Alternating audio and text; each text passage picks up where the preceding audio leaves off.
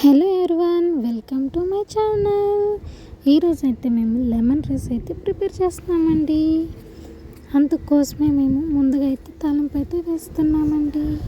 తాలింపు కోసం ఒక బాండీ పెట్టేసుకున్న తర్వాతనే మళ్ళీ 4 టేబుల్ స్పూన్ ఆయిల్ తీసుకున్న తర్వాత మనమైతే కాస్త మినపగుళ్ళు, ఆ తర్వాతనే కొంచెం ఆవాలు, ఆ తర్వాతనే మనము క్లీన్ చేసి పెట్టుకున్న వేరుశనగ గుళ్ళు వేసుకొని అటు ఇటు కలుపుకున్న తర్వాత మేమైతే ఇక్కడ జింజర్ గార్లిక్ పేస్ట్ వేస్తున్నానండి.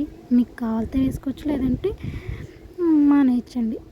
అయితే నేను ఇప్పుడు కట్ చేసి పెట్టుకున్న పచ్చిమిర్చి, ఆ తర్వాతనే కరివేపాకు వేస్తున్నానండి.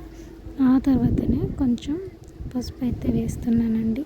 టేస్ట్కి తగ్గంత సాల్ట్ కూడా వేస్తున్నాను. ఇక్కడ రెడ్ సాల్ట్ అయితే తీసుకున్నామండి. అటు ఇటు బాగా మిక్స్ చేసుకోవాలండి. ఆయిల్లో బాగా అవి మగ్గితేనే మనకి టేస్ట్. ఆ తర్వాత మేమైతే రైస్ అయితే తీసుకున్నామండి. వైట్ రైస్ వేసేసుకొని తర్వాత లెమన్ జ్యూస్ తీసి పెట్టుకున్నాం కదండి, ఆ లెమన్ జ్యూస్ అయితే 1 కప్ అంతా వేసేసుకోవాలండి. వేసుకొని అటు ఇటు చాలా బాగా అటు ఇటు మిక్స్ చేస్తేనే మనకైతే లెమన్ రైస్ అయితే సూపర్ పర్ఫెక్ట్గా అయితే వచ్చేస్తుందండి. చూడండి, లెమన్ రైస్ అయితే రెడీ.